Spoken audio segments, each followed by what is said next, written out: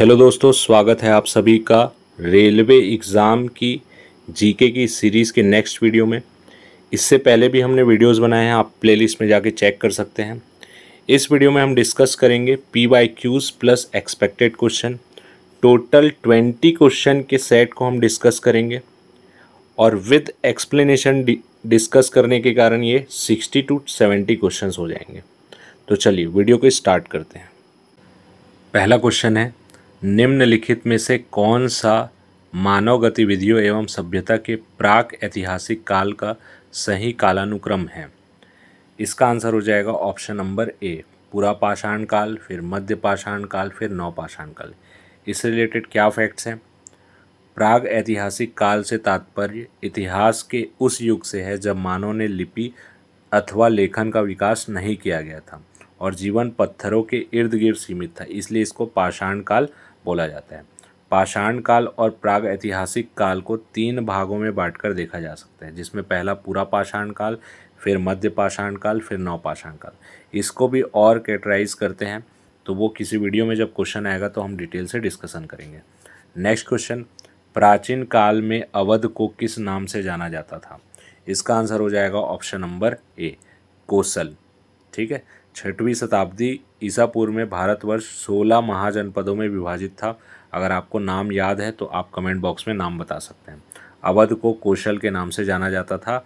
वर्तमान में यह फैजाबाद उत्तर प्रदेश में स्थित है।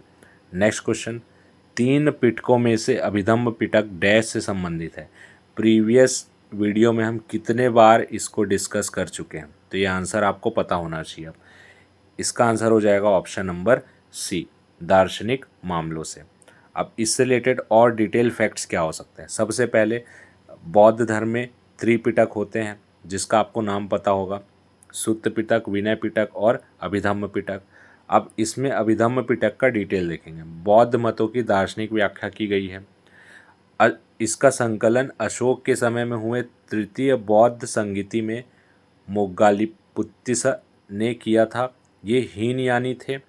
अभिधम्म पिटक में 7 ग्रंथ शामिल है, अब ये आपको याद रखना है, जिनको सप्त प्रकरण कहा जाता है, जिसमें पहला है धम्म संगनी, दूसरा विभंग, तीसरा धातु कथा, फोर्थ पुग्गल पंगति कथावस्तु, फिर यमक पट्ठान, जिसमें सबसे महत्वपूर्ण ग्रंथ कथा वत्थु है, जिसकी रचना स्वयं मोगलीपुत्र तिस्स ने की है। नेक्स्ट क्वेश्चन, आगरा शहर को किसने बसाया? इसका आंसर हो जाएगा option number B, Sikandar Lodi ने।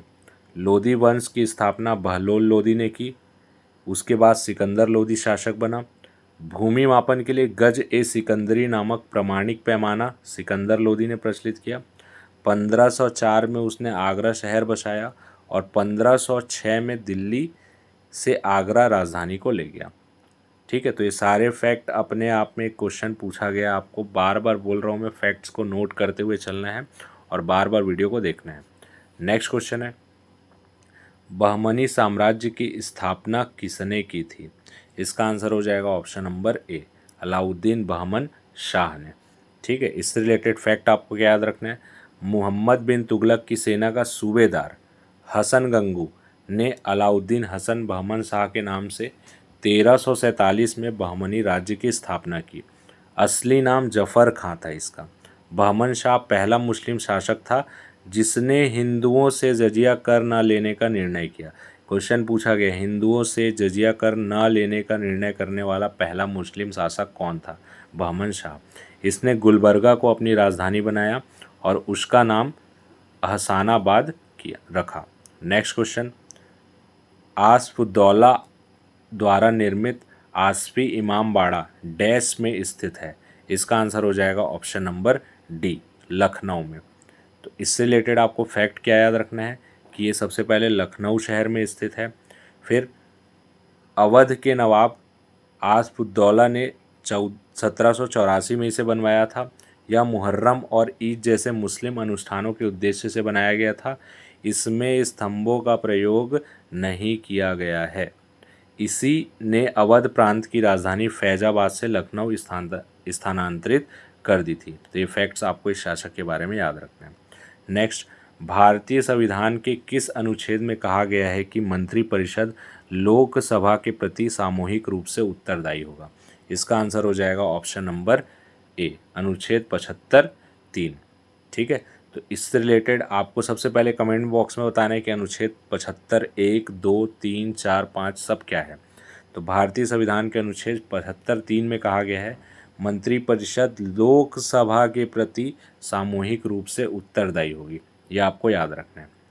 नेक्स्ट, प्रधानमंत्री के परामर्श के आधार पर राष्ट्रपति के द्वारा लोकसभा को समय से पूर्व भंग किया जा सकता है और इसकी 2 बैठकों के बीच 6 माह से अधिक का अंतर नहीं होना चाहिए, इसलिए 3 सत्र का आयोजन किया जाता है।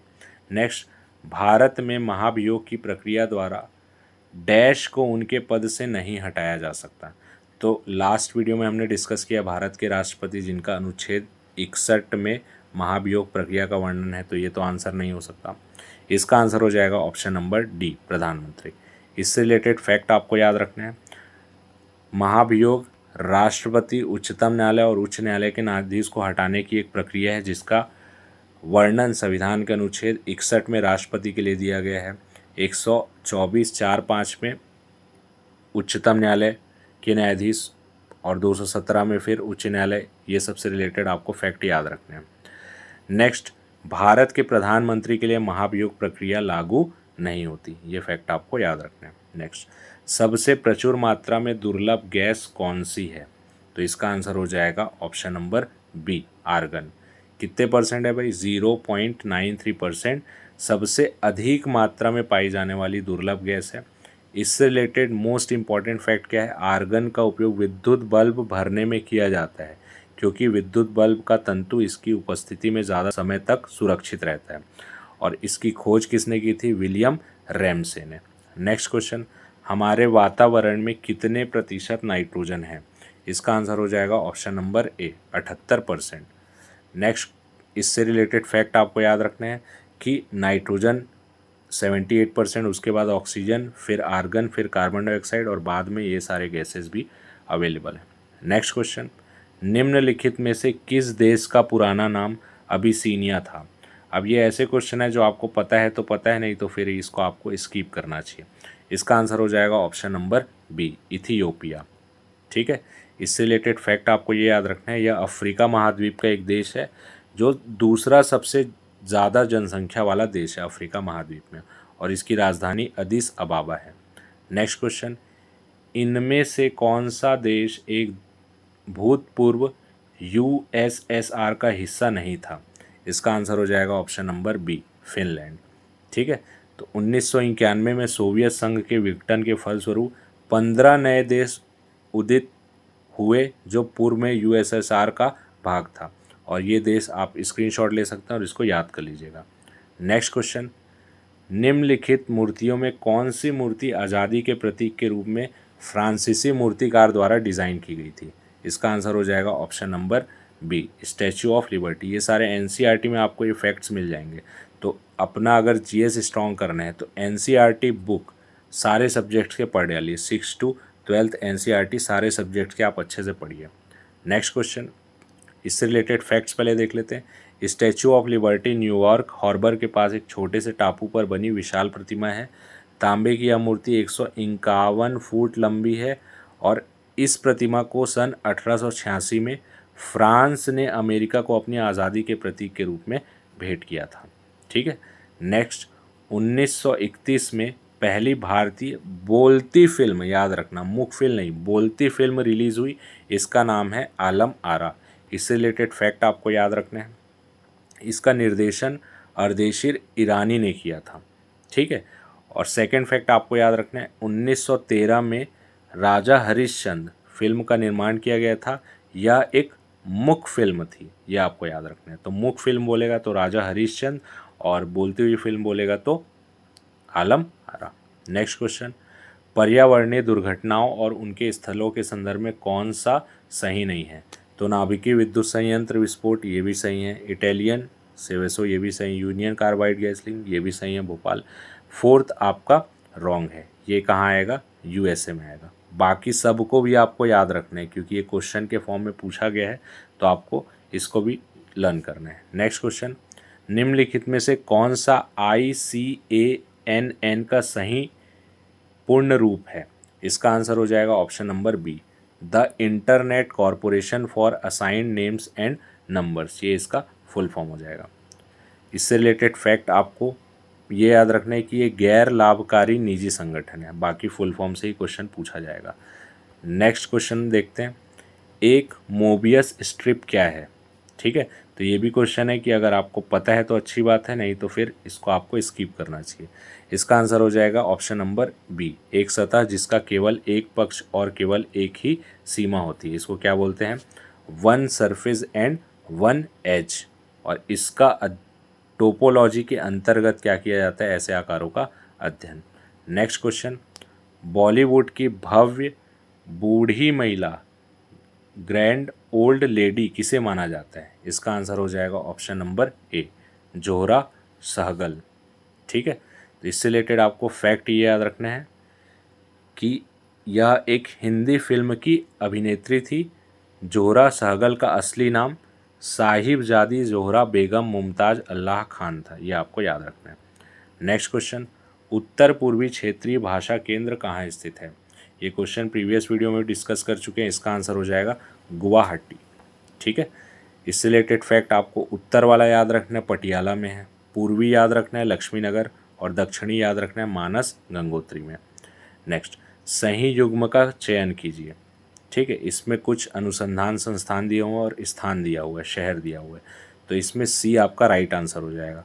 ऑप्शन नंबर सी, केंद्रीय शुष्क क्षेत्र अनुसंधान संस्थान जोधपुर में है। बाकी के लिए देख लेते हैं, आलू वाला कहाँ पे है? शिमला पे है। नेक्स्ट, चमड़ा कहाँ पे? चेन्नई पे है। फिर शुष्क क्षेत्र जोधपुर में है और औषधि वाला लखनऊ में है। तो ये सारे फैक्ट्स आपको याद रखने हैं। तो ये थे आज के टॉप 20 क्वेश्चन, जिसके फैक्ट्स डिस्कस करने के कारण ये टोटल 50 to 60 क्वेश्चन हो गए हैं। तो ये वीडियो आपको कैसा लग रहा है आप कमेंट बॉक्स में ज़रूर बताइए। और आप किस टाइप के वीडियो चाहते हैं, करंट के कौन से टॉपिक चाहते हैं, जीएस के कौन से टॉपिक चाहते हैं, कौन से वन शॉट के वीडियो चाहते हैं, जो भी आपकी डिमांड होगी आप कमेंट बॉक्स में ज़रूर लिखिए। हम उसे पूरा करने की पूरी कोशिश करेंगे। तो ये वीडियो आपको अच्छा लगता होगा, वीडियो को लाइक और चैनल को सब्सक्राइब करना ना भूलें। धन्यवाद।